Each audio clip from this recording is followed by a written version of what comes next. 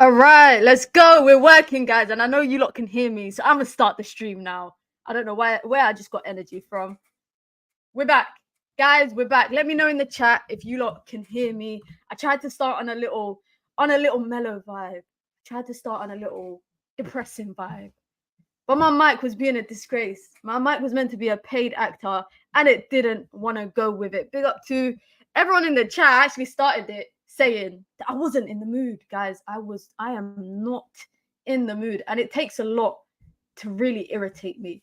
But I genuinely think this is the worst Champions League campaign for an individual player that I've seen at Manchester United in a long, long time. And I'm talking about Andre Onana. Of course, I'm talking about Andre Onana. I ain't talking about Bruno. I don't know how people got the vim for Bruno when it was Andre Onana. It is Andre Onana who has costed us how many Champions League points?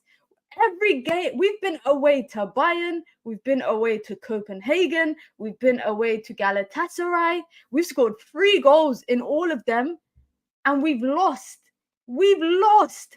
How is that possible? How is that possible? We're going to get into the game, obviously, and I'd like to hear your thoughts as well.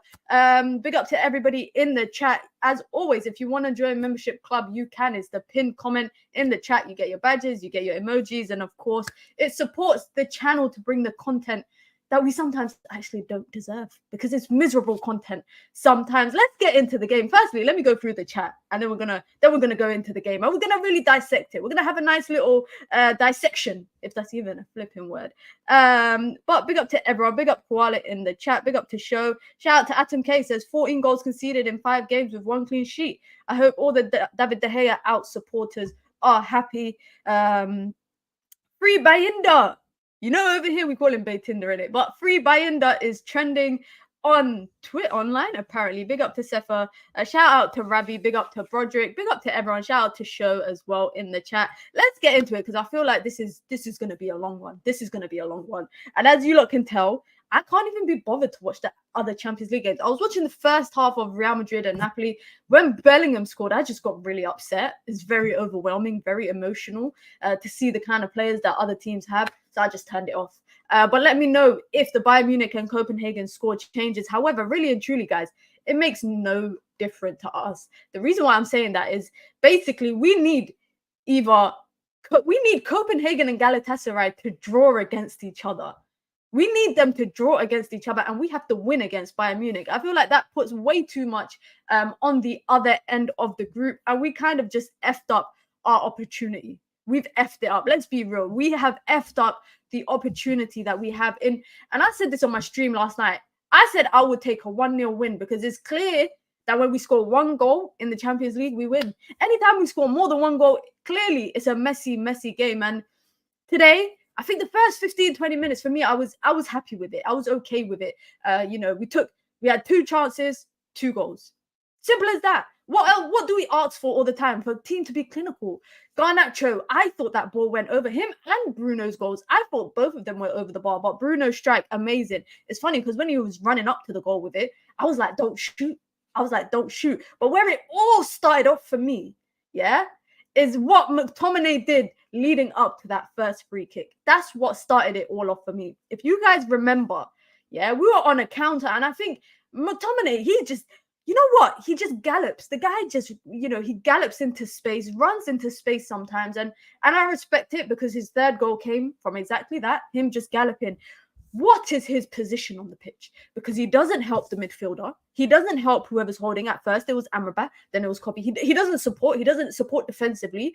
Is he a forward midfielder, right-hand side, 10-8? What is his position? I generally do not know what his position is. Has Ten Hag just made up a position for him? People are saying, I've seen someone saying that, is the Van der Beek of that Ajax team in 2019. I don't see it. The technical side, I don't see it. Of course, we can talk about his goal, but for me, I think he's such a letdown defensively, and I feel like that's where we lost the game. But back to his point, back to my point, about what McTominay did is there was a chance for him to, I think, cut it back to Bruno. Instead, he just plays a long ball or hoofed ball into the box. It's just Højlund in the box.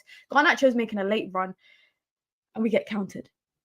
That counter then leads to a Bruno foul. Bear in mind, Bruno got booked for that. I don't know if you guys remember, but Bruno got booked for that. Yeah.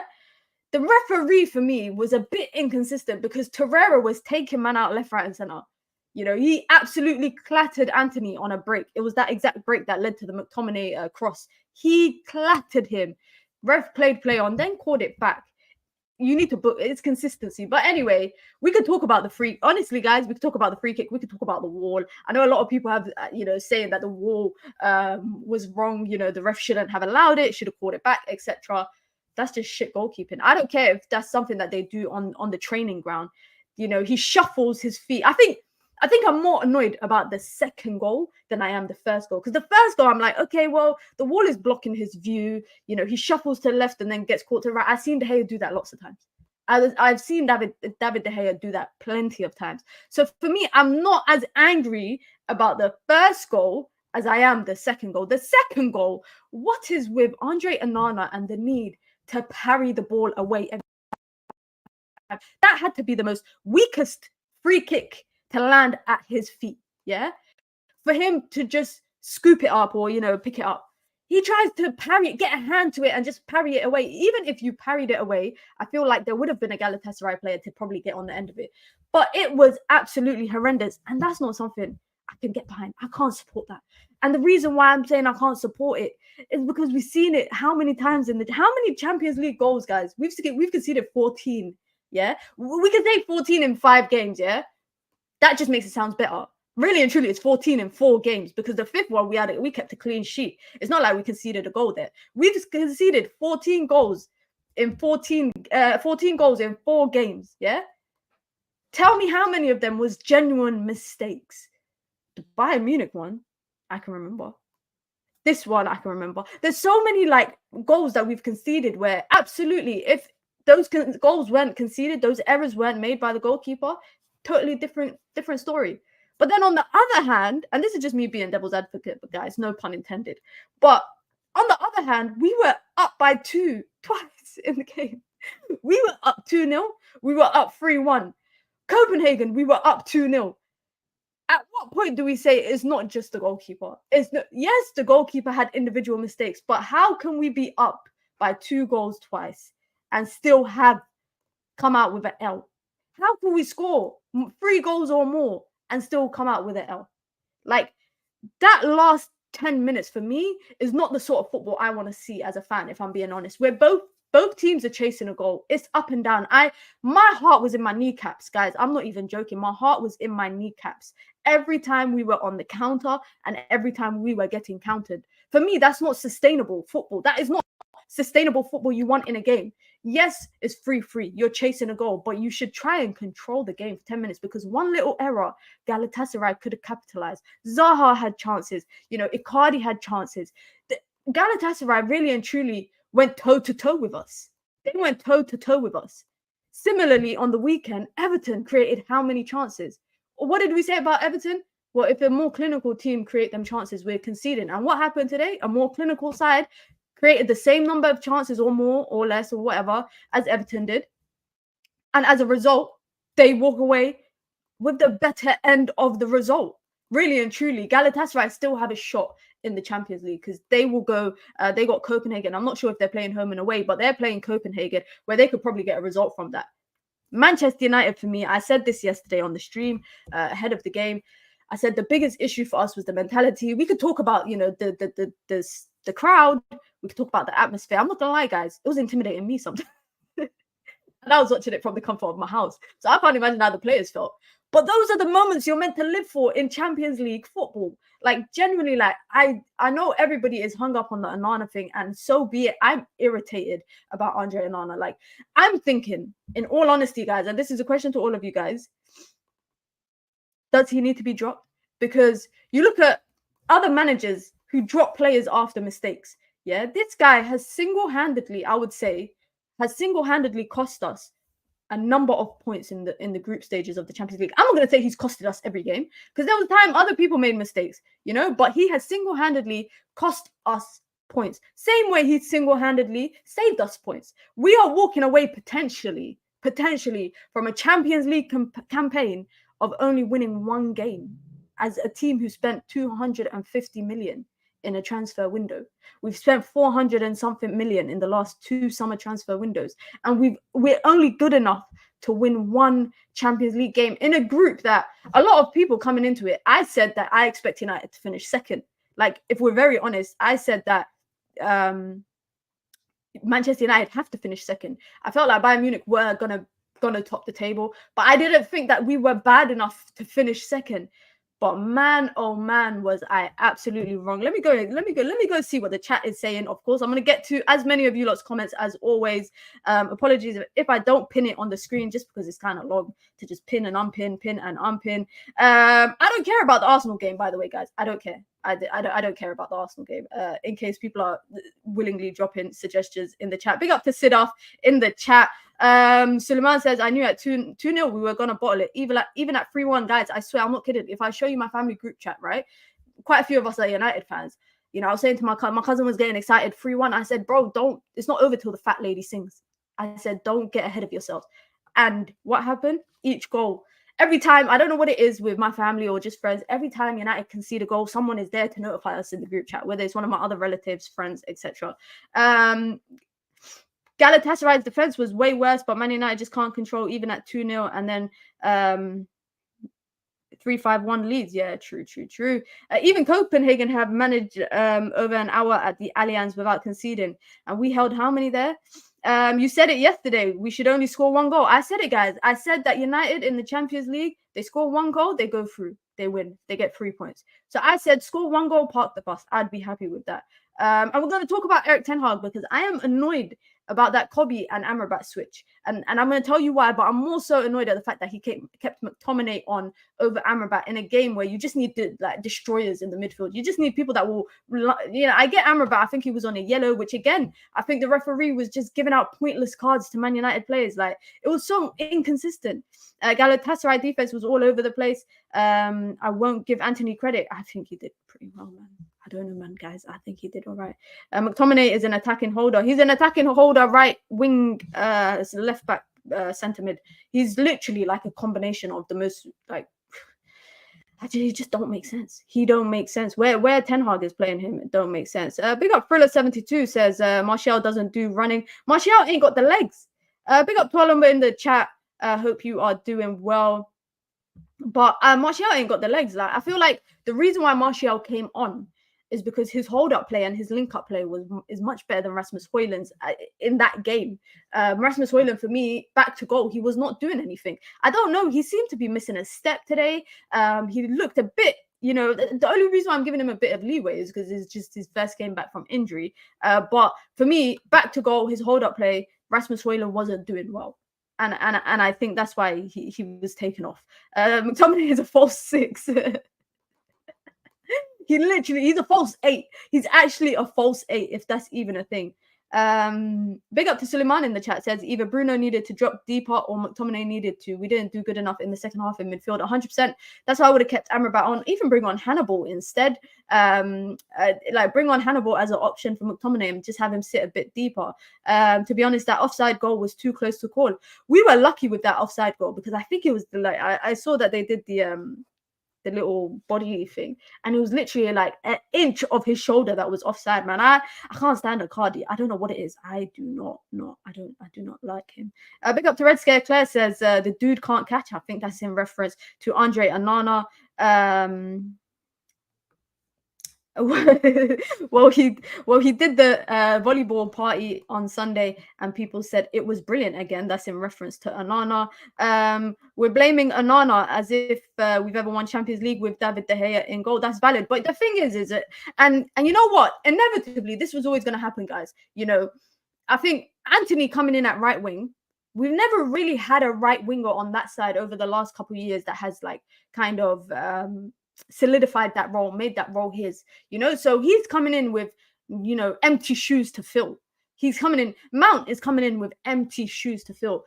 Andre Onana, 27, 28, 29, brother, however old you are, I know you're in your late 20s. I know you're closer to 30 than you are probably 20, you're coming in with big shoes to fill because the longevity of David De Gea. David De Gea was a servant of the club for so long. Number one. Number two, the fact that Manchester United might not have won a Champions League, but they've won stuff with David De Gea. They've won, a Premier League, even though that Premier League was his, I think it was first season or second, where he was making errors, but he could afford to because he was young. And he learned from majority of those errors. Just, I would say, towards the third, like the end of his career at United, is when them little scary moments started to come out. Every season, you knew that David De Gea had a couple mistakes in him. But if Onana continues, guys, at the rate he's going now with these errors, I don't know how much longer he has left in him in a Man United shirt. And you know how harsh that is for me to say that, given the fact that he's only been in the club for, 3 months? August, September, October, November, 4 months. Big up to Keegan in the chat. Appreciate the super chat. Says, bring Marcel and Cam on to explain Onana. Dave saves. You know what? That's it's funny. Is what I see all the time. Like I see this all the time about Marcel and Cam. And I think, do you guys think, the thing is, if United had gone out and not brought Onana, what would we have brought instead? Would we have brought a right back? I'm not gonna lie, guys, I will be very honest. And I think I said this on one of my first streams when I first started streaming on my channel. If you guys were watching then, I think I said that I would have preferred to keep David De Gea and use the money for Højlund and Onana to buy Harry Kane. Out of all the strikers that we were linked to, either Harry Kane or Victor Osimhen, one or the other. And I said that I didn't think, and I never felt like, I think for me, the last straw with David De Gea was definitely that West Ham game. That West Ham game last season, for me, was the last straw. But I was willing to ride it out in the hopes that if we got a goal scorer, we'd be scoring more than we'd be conceding, essentially. But now I look back and I'm like, well, Andre Onana is Ten Hag signing. Anthony is Ten Hag signing. Mason Mount is Ten Hag signing. Amrabat, who a lot of people are looking at sideways, is Ten Hag signing. These are all players that the manager has wanted and the manager has brought in. Yeah. For me today, the manager, excuse my language, guys, fucked up big time when he only brought on Kobe to secure that midfield. That midfield, for me, it was not an issue at first because we're leading 2-0. Then it became 2-1. Going into the half is 2-1. We're leading. It's all right. But if you're serious about seeing the game out, why are we still playing with the striker and then these two, whatever forward midfielders we call them, and then the wingers? And it's Amrabat sitting completely alone. Torreira, Mertens, all of them has so much space. So much space. Torreira was playing as a drifting 8. He was playing left, right, etc. Mertens as well was drifting to the right a lot as well. Hakim Ziyech was coming in. So it was a lot of alternating between them. Why did we keep one midfielder to sit by himself? I don't get that. And I don't understand. Sometimes Ten Hag, I looked at the clock, I said 55 minutes. Wow, this brother's making substitutions very, very early. I thought, okay, I remember, I think we were 3-1 up when Kobe Mainoo came on. And Amrabat looked pissed off that he was coming off. And Anthony went over to hug him and wipe his bald head or whatever.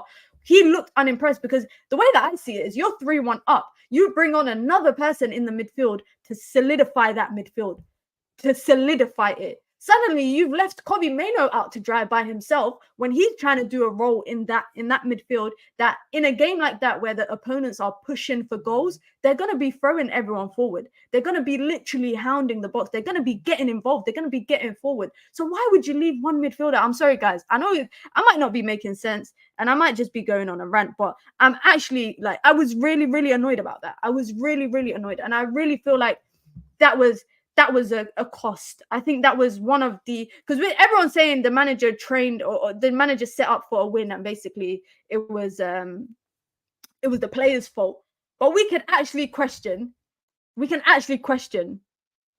the manager too, because why are you doing that? Okay, I understand. Why did Kobe not start? Kobe Mainoo didn't start. I watched before the game started. The manager was asked about Kobe, and he said that they have to manage his return from his injury, etc. Completely understandable. I get that. You're now 3-1 up. McTominay has scored. Because he scored, you're telling me that warrants to keep him on. You're telling me that warrants to keep him on. Shut up shop. I'm sorry.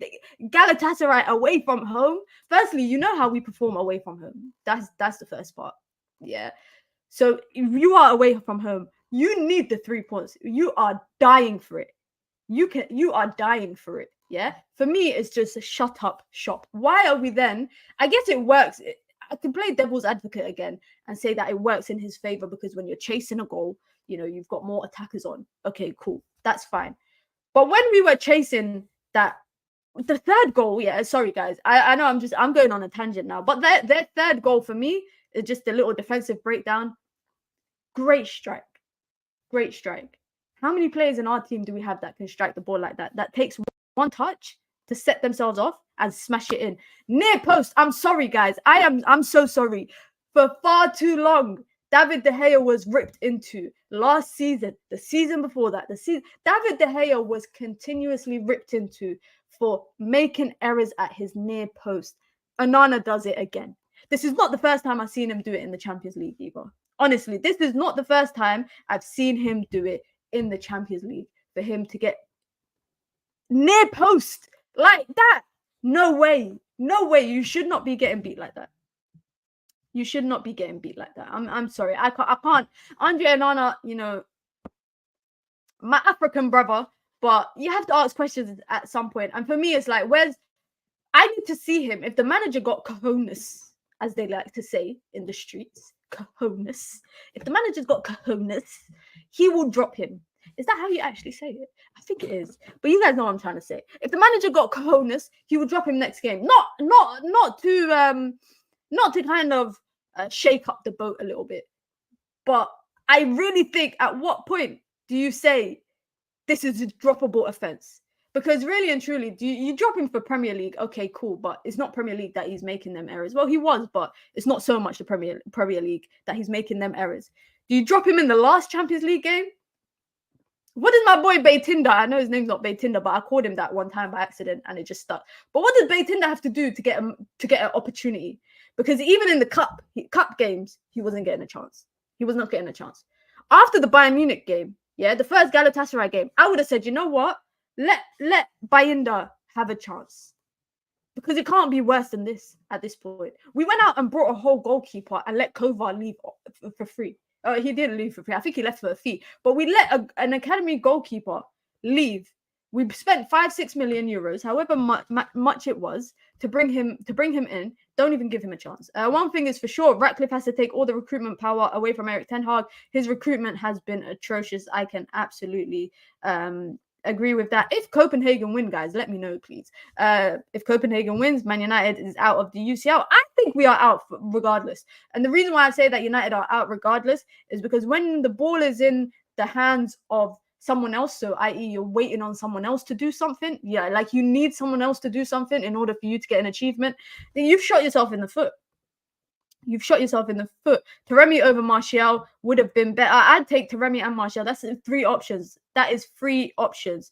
Let me get through some of the... How can you blame the manager for them dropping a 2-goal lead? I'm not blaming the manager. I'm just saying that I just questioned his substitution. There's far too many games in the Champions League that, I feel like the manager sets the team up to win. I feel like the manager sets the players up to see it out. 100%. For me, there's no excuse. 3-1 lead, away from home. I don't care how shit, excuse my language, guys. This might be the most I've ever sworn. But excuse my language, okay? This might be probably the shittest performances that I've seen in a Champions League campaign in a long time. And I've seen United, you know what I don't mind? I said this yesterday, is I just want to make it out of the group. Like, for me, it's embarrassing crashing out in the group stages. Not only that, finishing at the bottom with 1 win, potentially. Because really and truly, who's to say that Bayern Munich are not going to be putting out strong lineups? Who's to say that United are not going to crumble under the lights at Old Trafford, on top of their, in front of their own fans, sorry. Who's to say all of that? Manchester United have had the biggest issue over the last couple of years is going away from home. That's been the biggest problem. Going away from home, getting a result. We've struggled to score away from home. We've struggled to see out games. The fact that we've gone away in the Champions League for 3 games and scored 3 goals, to opponents that were leaking goals. Let's be honest. Some of them, great goals. Today's goals, I can't fault them. I cannot fault today's goals. I thought that they were great works goals. But the issue that is also at hand is Manchester. Like, guys, look at this stat. Manchester United, how many chances we created? I'm sorry, to let an opponent create 17 chances. I remember the commentator was saying like something like, oh, you know, what a game we've watched. I can't remember. I think it was Savage was saying, oh, what a game we're allowed to see today. You know, both, you know, combined creating, you know, 30-something chances. I'm sorry. We fucking created 17 chances and we had 4 shots on target and 3 of them were goals. Do you know how horrible that stat is? 4 shots on target from 17 shots. Don't even get me started on the last 10 or so minutes that were just a scramble. They were just frantically trying to get the ball in the back of the net. Even at one point, desperately asking for a handball. The ball didn't even go anywhere near Torreira's hand. The ball didn't go anywhere near him. But if you were man enough and you were clinical enough, then maybe you would have put the ball in the back of the net and you wouldn't be begging for a handball from nothing. Yeah. And Pellistri, for me, I was happy with what Garnacho was doing, especially defensively. I think Garnacho was getting back, supporting Luke Shaw. He was even telling Luke Shaw when to overlap him, when to underlap him, etc. When Pellistri came on, I think Pellistri was playing out of position, and I think the manager wanted some fresh legs. You know, that's the way I see it. And I'm being a bit more lenient with Pellistri because he was out of position. But I'm sorry, he had 3 chances. 3 chances. This is the guy that you lot are telling me is the answer to the right-hand side until United go and buy a winger next year. This is the guy that you lot are telling me. It seems like if he does not have the option to just hit the byline and, you know, fizz a ball across the box, when it comes to shooting, what the is he doing? I was about to swear, but I don't want to swear too much. But what is he doing in shooting drills for him to be right? You've got all the goal to shoot for, and 2 of them you hit it over, and 1 you hit it straight at the keeper. I'm sorry. I would have felt so much more confident and comfortable if those chances were landed to Garnacho. But I'm not gonna fault Pellistri too much because I think is an issue at that entire front line, whether it was McTominay, whether it was Bruno, whether it was Pellistri, everyone wanted to be the hero. Everybody saw their name in lights. They saw it said Turkish delight, welcome to hell. Bruno scores the winner, or Pellistri scores the winner, or, you know, whoever, McTominay, Scott Mann gets the goal, you know, some nonsense like that. Everybody saw their names in lights. And that's what pissed me off in the last 10 minutes. There was chances to just play the pass. And Martial as well, that chance that he had, I think there was far too many chances United had to be like, oh, yeah, you know, Galatasaray pushed us. No, they didn't push you. Galatasaray were leaky defensively. You know, they were there for the taking. They were there to concede goals. Their keeper, their fullback. Yeah, this is another thing I didn't understand. Their fullback was on a yellow card. Yeah, I think his name was Boye or something like that. He was on a yellow card. Yeah, suddenly United stopped targeting that left-hand side. United just stopped. I just don't get it. I just don't get it. Hit the shot on target when 350k Lord Rashi can barely score 7 games. Let's not talk about Rashford because he ain't here today. Like, I think if we want to talk about the whole Champions League campaign completely, we could talk about Rashford. But if we talk about today's game as well, I'm only singling out the people that played, and that's not me caping for Rashford. That's not me defending Rashford or anything. But I promise you, yeah, a Man City front line, and this is, I know it's wrong of me to say like Man City thing. Arsenal's team, wallahi, they would have put 10 past Galatasaray. And I don't swear to God often on this stream, guys. I don't do that, yeah, because, you know, I value the word, using the word, the name of God. But I swear to you guys, yeah, I swear to God, Arsenal would have put 10 past Galatasaray. Those chances that fell, we are not clinical enough. And I've said it time and time again. And what happens? It comes back to bite us in the arse. It comes back to bite us in the arse. Why? Because there's no way you can be happy. Like, the manager even said it after the game. He said, you know, he was proud of the performance, and, you know, United. He said, oh, United could have scored the winner, but we didn't. Oh, we created a lot of chances, yeah, but we drew. We're out of the Champions League. I don't know how you can see a silver lining in all of this. I don't understand how we can see a silver lining. Bruno always wants to be a hero. I'm not gonna lie. Bruno, for me, I had a love-hate relationship with him in the game. I had a love hate. I think I loved him more than I hated him in the game, which is very rare. That says a lot. And I feel like he becomes often a scapegoat. Like, people are blaming that first free kick on him, but really and truly, if you actually go back, it's not his fault. He was trying to just stop the counter. That's it. Clipped him, got a card for it, which I thought was a very soft card. But I feel like with Bruno, a lot of people are just looking to find something to blame him for, to kind of put the blame on him. Word to Akon. He's trying to just put the blame on him. Big up to Peter says, I'm tired. Listen, guys, you know what's so funny? I posted a picture on my Instagram. Yeah. This was after the Galatasaray loss at Old Trafford. And it was a picture of me sleeping on the sofa. It was me sleeping on the sofa in the UV studio, and I said, wake me up when the season ends. And I really thought things would get better, but it's been nearly 2 months since I posted it, and it's not gotten better. It's not gotten better. Maino and Martial came in too early. 70th minute substitutions were just done in the 50th minute. It's funny because we would have just criticized the manager. If the result stayed like this and 3-3 or whatever, everybody would have been like, oh, well, the manager waited too long to make subs. Why didn't he make subs early? So I think it would have said a lot. This would be the 3rd time in 7 years. Damn. Going out in the group stage. It's the norm for us. That's basically like 40%.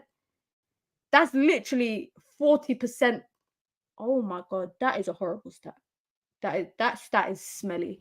That is actually a smelly stat. He's Eric Ten Hag out, but I don't think he's gonna get sacked. Listen, guys.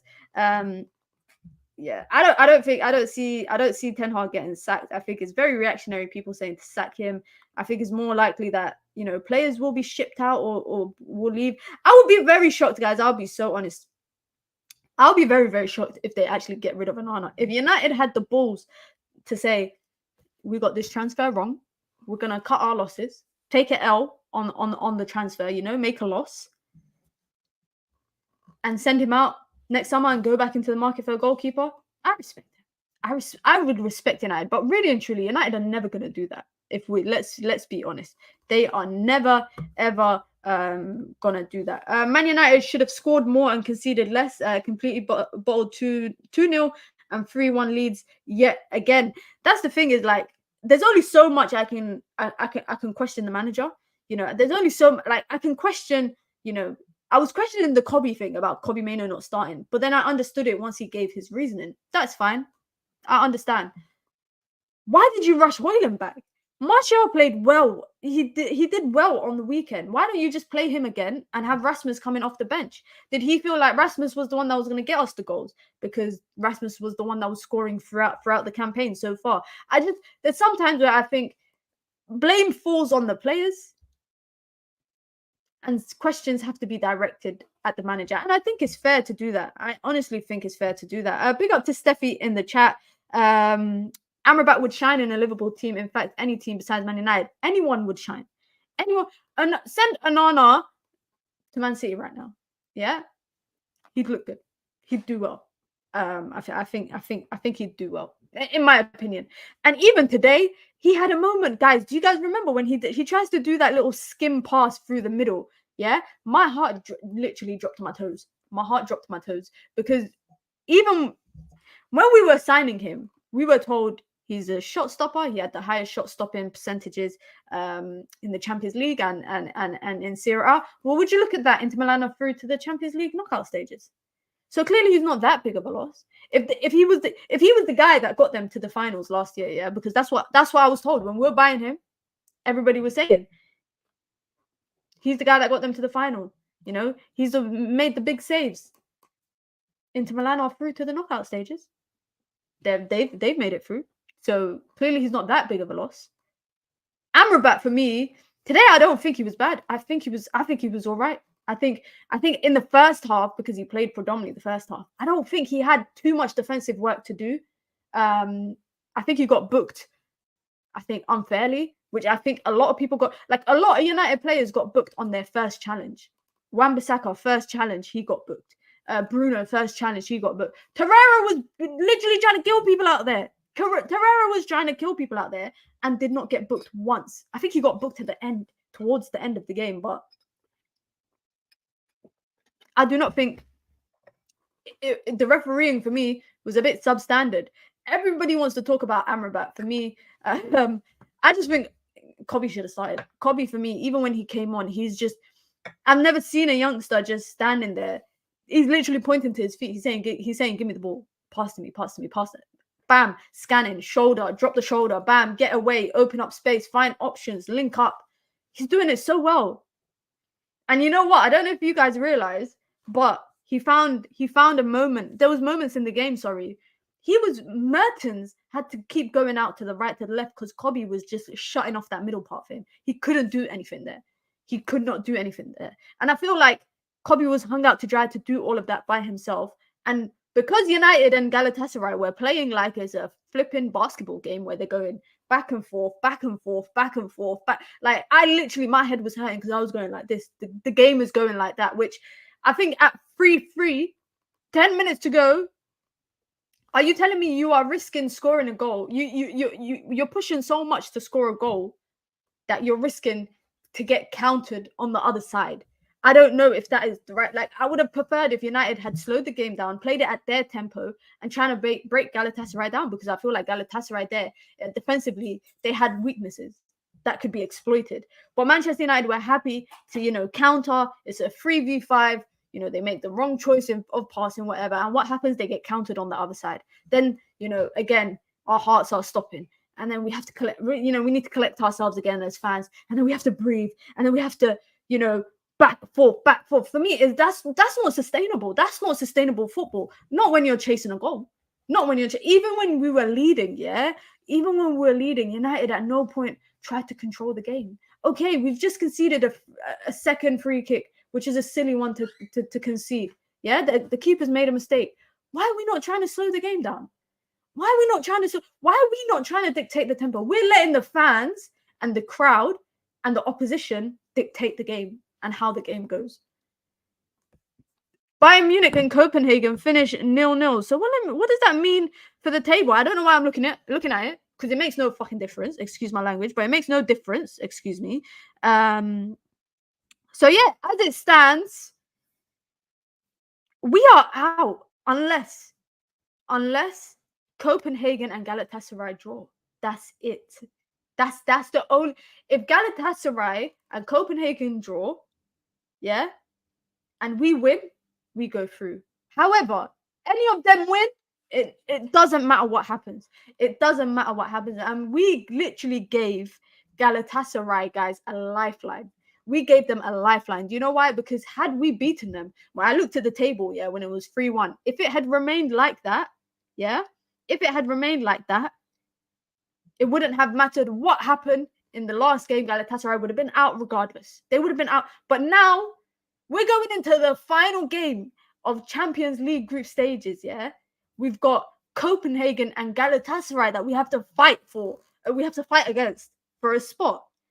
And you know what? It's not even one of them, if they win and this happens here. No, it's simple. They draw, we win. If we draw or we lose, done. If Copenhagen win, done. If Galatasaray win, done. Simple as that. And you know what's so funny? Neither team wants to draw. Both teams are going to want to win. Galatasaray and Copenhagen are both going to want to win because they both want to go through. They don't want to do United a favor. Neither of them want to do United a favor. Why? Because if they win, they go through. So all they have to do is do their job. We've set ourselves up. And I said this on Monday. I said this on stream yesterday. Sorry. I said that when we allow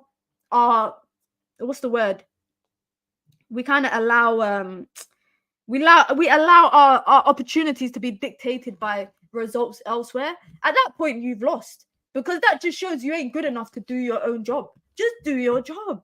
When are the women playing? They are my saving grace. The women are back on the 10th of December, I think. So next weekend, next Sunday, we're playing Spurs. I'll be going to that game, so I'll have a vlog.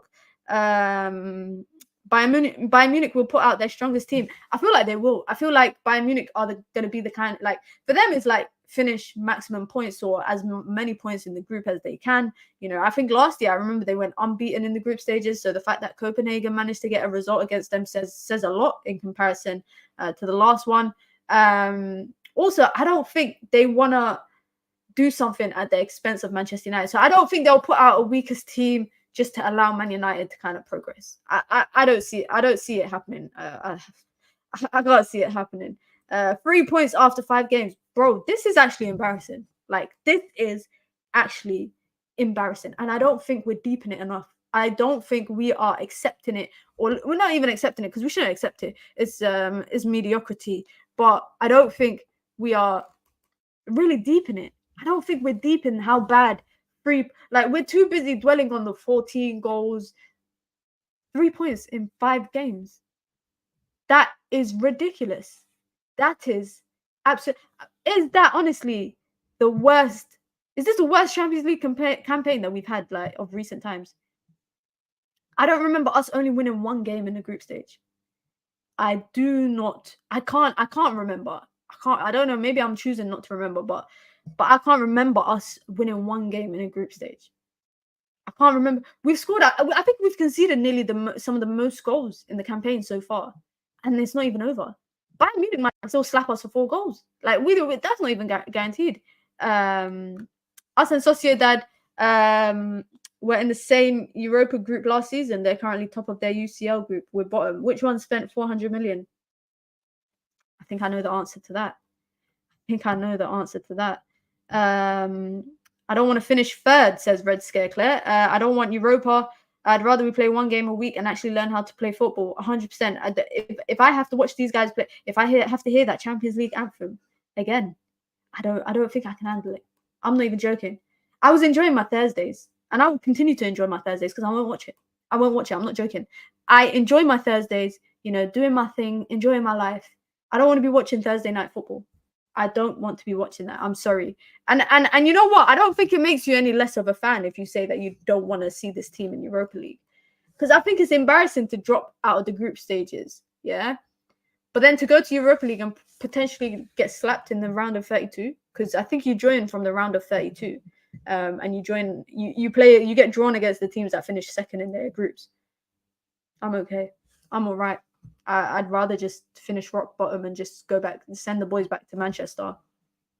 Send them back to Manchester and save us from more embarrassment in Europe. Nah. No, thank you. Big up to Tika Taka Bal says, why is McTominay playing up front basically and always leaving Bruno, Amrabat and Maino on their own in midfield? That's why the game is frantic. McTominay needs to get lost. I agree. We literally had a whole conversation about it. It takes the fluidity and the control out of the game when you play with. And you know what, guys? If it wasn't McTominay, it would be Mount in that position, because we've seen Ten Hag is very adamant to play these 2 midfielders. Yeah, just behind the striker and the winger and a lone midfielder. This is not the Dutch league. That might work in the Dutch league. This ain't the Dutch league.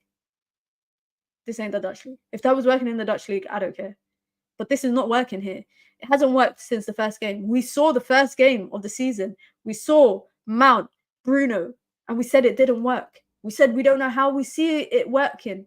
We said that we don't have the midfield. Even if it's Kobe by himself, I don't want him to be hung out to dry as a lone midfielder, a sitting midfielder by himself, covering all that space. And I feel like that's why Amrabat is not performing well, is not doing well either. Maino just does it better.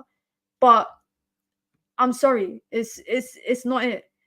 It's not it. End the season, it's done. Guys, I said it I think it was like a month ago. I said the season was going to get worse. I said it's going to get worse. And then when the end of the season comes, we're going to be like, good riddance. Good riddance. That's the back of the season. We need the money. I don't care how much do they make from from Europa League? 10 million? 5 million? 10 million? I don't care. Forget about money. Because aren't we meant to be getting Ratcliffe now and he's investing?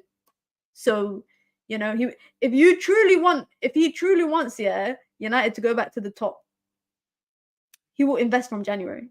From January, he will go out and buy a striker. Whatever strikers on the market in January. I'm hearing Osherman is available. Go get him. 150 million. Don't care. Go get him. That's me being delusional, guys. This is what frustration does to me, is that I start being a bit delusional. You know what's hilarious, Minno? We should have to play the extra round because we wouldn't even be one of the first 4 teams to drop down.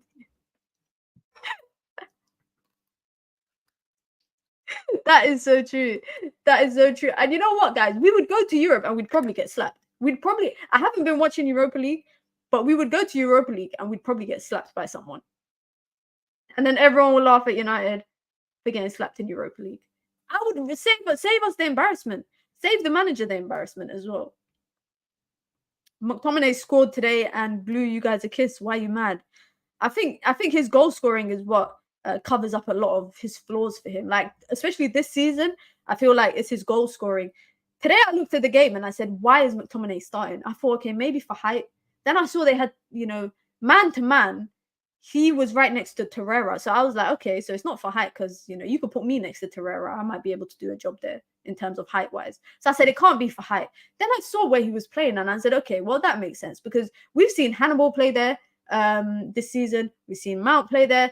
Clearly, Erik ten Hag is adamant that he is playing these 2-10s or 2-8s or whatever the hell you want to call it, whatever the tacticians want to call it.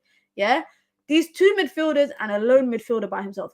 Erik ten Hag, this is the hill he's going to die on when it comes to Manchester United, is that he doesn't want to play two sitting midfielders. He doesn't want to play a 6 and an 8 and a 10. He wants to play 2 10s and a 6 or whatever you call it, numbers wise. And I don't know what it is, but it's them two midfielders that sit like this. And then it's the wingers here, it's the striker there, and it's the centre midfielder here. Erik ten Hag, this is the hill he's going to die on. And it's either going to make him or it's going to break him. So far, I've seen it's breaking us. It's a problem for us. It's a problem for us. And today's game, I don't think it was the game for it. I think if you played Bruno in his 10 by himself and you played, Amrabat and Maino together, it would have been okay. United would have still created chances. It doesn't even matter if United are creating chances. You know why? Because United need 5 chances. For every 5 chances they make, they'll get 1 goal. 17 shots today on target. Shots on goal, sorry. Can't even talk about all the other scuffed chances that didn't even turn into a shot or whatever. 4 of them on target. I think Galatasaray had 16 and 8. So they had like a 50% conversion rate in terms of on target. The 2 free kicks, I'll say, were the first one, fluke. Yeah? But it is what it is. We can't dwell on it too much. United were lucky with the VAR call because I think a slight, maybe like 0.1 inch, it would have been given as a goal. It would have been given as a goal. So United were very, very lucky in that instant. For me, Andre Onana has effed it up for United. Honestly, has effed it up. And I think if United, you look at, what's that keeper called at Liverpool in the Champions League final that time that had a howler? And he was playing for, I think it was Burnley or Newcastle in the Carabao Cup when we played them. Karius. Yeah. Liverpool guy. He had one. Of course, the magnitude of it is it's very different. Yeah. That Champions League final, multiple mistakes, cost them the game, lost the final, cut their ties. Truly, Andre Onana has cost us the Champions League. Like, let's call a spade a spade. He has cost us the Champions League. These players have scored goals. Yeah, so we can't even say, oh, but United ain't scoring. We're scoring. We are scoring goals. How many goals have we conceded that is an individual goalkeeping error? I said it at the beginning of the stream. This is the worst campaign I've seen of recent times for a Manchester United player. This is the worst Champions League campaign. Like, honestly, I don't think I will ever see a worse kind of Champions League campaign of recent time. And I think, I feel sorry for Andre Onana because you're a goalkeeper. So every mistake you make is under a lot more scrutiny because more time it leads to a goal. If I'm a striker and I make a mistake, yeah, it might not lead directly to a goal. So I'm lucky in that instance. People will criticize me, etc. I think with Bruno, people are clutching straws today with his mistakes that he reportedly made, leading up to the free kick that led to the goal. Because I don't think that's something he can be blamed for. It's a free kick. It's a foul that he made. McTominay never should have done what he did further up the pitch. But I think with Andre Onana, it's kind of like everything's out there in terms of when you make a mistake as a goalkeeper, it is visible and it's visible on the score sheet as well. So that's why I'm a bit more like, I feel bad for him, especially like, I was told this guy was Champions League. I was told this is his competition last season. He took Inter Milan through. You know, he had the most clean sheets and he made the most saves and he had the most save percentage and the most expected XG and all this XYZ stats and all of that kind of stuff. Yeah. Bear in mind, guys, I never wanted Andre Onana. And I know you lot are thinking, Mina, you liar. I actually, if you go back and watch my videos or you ever watched me on United View last year, I was always fond of Diogo Costa. I didn't mind him. I didn't mind Yassine Bono, but I thought that he was a bit more older, not that older than actually Andre Onana for what we ended up going for. And I also didn't mind having David De Gea for an extra year. I wasn't against it really. So I never had a set goalkeeper that I wanted. But for me, if Manchester United are going to be serious, be ruthless, bro. Cut your ties now. If you're really about it, cut your ties now. You won't give it an opportunity for us to go to Anfield or to go to a big away game and the cookie crumbles, i.e., Butterfingers is butterfingering, because that sounded weird. But you guys get my drift. We shouldn't allow it to go to more games this season where we need points and potentially our goalkeeper is making errors. Ten Hag's game management was shocking. I was just annoyed with the subs. I can't lie. The subs pissed me off, like especially taking off Amrabat for Kobe. I think you should have taken off McTominay instead. We were 3-1 up at that point. If that was Amrabat getting hit by the ball in the box, they would have given a pen. But McTominay gets away with it. What are you saying that United should have had a penalty against them? Are you talking about that McTominay thing that hit his hand and it went to VAR, but VAR dismissed it? Like, what are you trying to say? As a United fan, you should be happy. You should be happy that United didn't get a penalty against them. As one heartbroken fan said, end the season, blood. End the team. End the club. Just end the stream. Big up to X, man. Ten Hag system requires tweaked fullbacks to cover in the 6, and we only have one fullback who can invert. F this inverted nonsense. F it. Excuse my language, guys, but F this inverted nonsense. F this triangle stuff until these people can play normal football. They can pass from point A to B. They can defend. They can track back.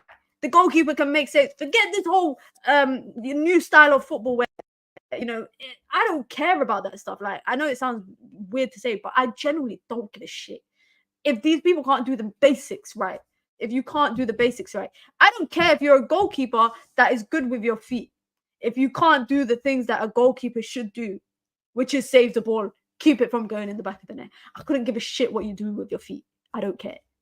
If you can save the ball, that's fine. You're doing your job. Take me back to the old school days, the 4-4-2 days, traditional fullbacks, the Gary Nevilles, the get back and get forward, the Evras, get back, get forward. Why are they playing inverted? Why is now my centre-back now trying to play as a centre midfielder? And my goalkeeper's playing a very high line. My goalkeeper's doing a pirouette on the centre circle and then switching the ball. I don't want to see that. Just take me back to old school football. Football in the 2000s. Simple football. Simple football. Like, that's it. This whole Ten Hag system requires this. Ten Hag system, guys. Ten Hag system, we can't even see games out. So are you telling me now that we lost today because of the players aren't able to play the manager's system? No, we didn't lose today. I'm saying we lost, but it feels like a loss. But we didn't lose today because the players could not play Eric Ten Hag's system. That's not why we lost. It had nothing to do with the fullbacks needing to play inverted. It has nothing to do with that. It has to do with the fact that people could not do their jobs, whether it's the goalkeeper, whether it's the midfielder, defender, whatever it is. Like, honestly, guys, take me back to old school days, 4-4-2. I miss them days. I still play it on FIFA, guys. When I play FIFA, when I play Ultimate Team and that, I play 4-4-2. I'm a simple person. I got my wingers winging. I got my defenders defending. It's as simple as that. If that challenge was by McTominay, he would get the blame. So it's Bruno's fault. But let me just go through a couple more of the comments before we start to wrap it up. Big up to Adam says, don't get me wrong, but I'm giving I back Eric Ten Hag, but I'm giving him the side eye. I think everybody's too busy like trying to make a point in terms of being, you have to be Ten Hag out or Ten Hag in. I think you could be Ten Hag in and still ask questions. I do it. I still support the manager, but I question some things that he does sometimes. I question, the set changes that. Sorry, I question the changes that he makes. I question, the starting lineups for certain games. I question it. But I still question, but I still support the manager and I still back him. I question his flipping talent ID. I question that. But I still think with the right minerals, he will get the job done. But I do think time's ticking for him, guys. I do think time's ticking for him. 33 goals conceded in all comps, not even halfway through the season yet. We are on course basically to concede about 80 goals, give or take. Like we're not even in. We haven't started December yet. December we got like 8 games. We got Chelsea, we got Newcastle, we got Liverpool, we got Bayern. I think we got Villa, we got West Ham. These are just teams that I'm naming off the top of my head that I remember that we're playing in December. But and I think we got a Bournemouth. I think it's Bournemouth we got as well. We got about 8 games. Yeah. This goal stat could well and truly be about 45, 50, depending on how United play. Depending on how they play against Newcastle. Depending on how we play against Liverpool. We're away at Anfield. And that is going to be that is a difficult day for United because the men and the women's team are both playing Liverpool. One are playing at, I think United are playing at home, but they're playing at their women's ground. And the men are obviously playing at Anfield. So, I don't know, man. That could absolutely be a very difficult day. A very, very difficult day. We spent 200 million on wingers and we expect fullbacks to put crosses in. And this is my issue because even with Anthony today, I think Anthony made a lot of good decisions today. And even I was shocked because I thought, like his bozo gene is gone. Like this guy he's got a brain in there. He's got half a brain cell because he made some good decisions today. But every time the ball came to him or he had an opportunity to put a ball in, we go back. He went back or he went to look for the pass for Bruno. I think it was him that led to, it was him. He found Bruno very late for Garnacho's goal. Very, very late. Bruno was calling it for ages. And that's what Galatasaray actually struggled with. And I don't think United capitalized on it enough, which was the second man running into the 10. Bruno ran into the 10 for the first goal and then picked out Garnacho. McTominay ran into that open space in the 10.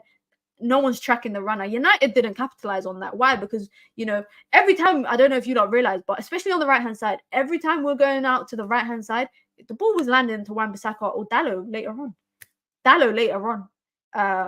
I don't think Anthony was horrible today. I don't think he was horrible. I've seen worse performances. I think defensively he did all right. I think getting forward, he was better in passing, but for me, it's like you're a winger. You can't beat your man and you can't cross, then what? I think he did good at some points to get past the man. But it's just for me, it's just I don't know, man. He just lacks something. And today, I think it was on show. As well. And I feel like Garnacho was so good in the first half. Second half, he stank second half, but he was so good in the first half. I don't know if it's like he's playing with confidence. He's playing very fearlessly. Like he looks good. He in the Champions League song, guys. I don't know if you saw in when they were lining up at the beginning of the game, but my guy winked at the camera. He knew he was going to score, and I even said it when I was watching the game. I was like, I hope he scores and shushes the crowd. Like I hope he scores. And Garnacho to me looked confident first half. He looked confident growing into the first half after he got his goal. He was still trying to get forward, get his fullback, literally battling with his fullback. Suddenly, he went into second half and just came out dead. I don't know if the manager's coaching this out of him, this young, fearless, tenacious kid. I don't know if the manager's coaching it out of him or if it's just him. I don't know, man. It's just so many questions that I need answers to. So many that I need answers to. Eric Ten Hag is falling out with players who he could try and play good football with to play survival football to keep his job. Do you guys think that's what it is? That the manager's basically just trying to play, like, survive every game? I'm not sorry to be Eric Ten Hag out. He wasn't spending money like Pablo Escobar in Ajax. What are you saying? He got a bit of chump change when he came to United, and suddenly it's like he's never seen money before. Do you know what? You know what? you know what my mom calls people like that. You know, there's people that they've never seen money, and then suddenly when they get money, they just act like they've never seen money, basically, and they just spend ferociously. They call new money. My mom calls them new money. Every time I spend, like, if I buy something for, like, I bought a pair of trainers once for a stupid price. It was like 300, 400 pounds. And my mom was like to me, why are you acting like new money, like someone that's never seen money before, because you're buying expensive stuff? That's literally what Ten Hag's on. That is the settings that Ten Hag is on right now. Yeah, he needs a recruitment team. I think he's naive about players' abilities to play in the Prem. It's not even about players' ability. I just think he's also naive about just how he sets up for games. I think he's naive about the way that he sets up. Why didn't we play Varane? I don't even know. Lindelof looks dusty to me, guys. I said this already. Let Lindelof leave in the summer. I don't think for the way that Lindelof played last season, especially the end of last season, he's not convinced me enough. I was on his bandwagon a bit at the end of last season. I thought, yeah, composed, leader, Iceman, all of this stuff, yeah? This season, I've not seen enough performances. And this is what I'm saying is, if we're gonna criticize everyone, if we're gonna criticize, one person, we need to criticize everyone collectively. Like, I think it's unfair if I say that Onana's doing this, but then, you know, there's other people making errors. Lindelof, for me, is not backup goal defender material. Nah. And he's old as well. No offense to anyone that's like that old. I'm not an ageist. But he's not a leader. Today, he got dusted so many times. Maguire, for me, was very lucky with that Icardi goal being offside, because Maguire was caught out as well. He was on the wrong side of the defender, and Lindelof would have actually ended up keeping him on if he had been like a half an inch still there. But for me, I ain't sold on Lindelof. Arawan, Bissaka, Maguire, Lindelof, Shaw, fully back to Ollie's back four. How much have we spent on defenders since Ollie has left? We brought Varane and we brought Martinez, right? How much is that? Like, that's like 100 million. 120 million, and the fact that we're back to this back four is hilarious. That's absolutely hilarious. But big up to everyone in the chat. You guys know what it is, man. On to the next one, innit? That is my go-to phrase after every game that we're disappointed. I'm just like, on to the next one, man. You guys know what it is. Tomorrow I'll be back with a stream around the same time. Actually, I think it's at 9 p.m. and I'll be joined by a guest. I'll be joined by Saeed. And we got a bit to talk about, because we're going to talk about the game. Obviously, he's a very anti-Ten Hag, so we're going to talk about the manager, etc., philosophy, all of that kind of stuff. So be sure to turn on your post notifications, so when I go live, you guys will get notified. Be sure to hit the like button on your way out. You lot know the rules. I'll be back. I won't be streaming, on Friday, because I'm going to the England women's game. But I'll be back Saturday morning with a pre-game stream, and also I will drop a vlog on the weekend, and there will be content.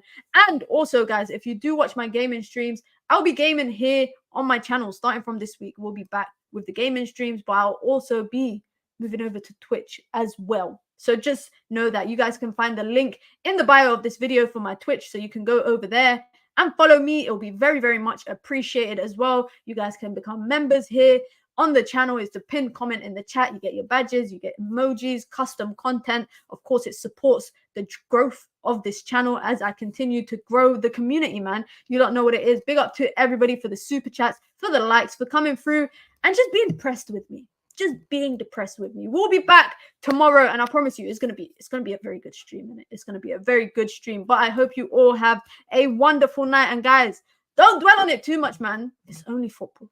Life goes on. Big up to everyone. Have a good night. It's your girl Mina. You know what it is, man. Peace.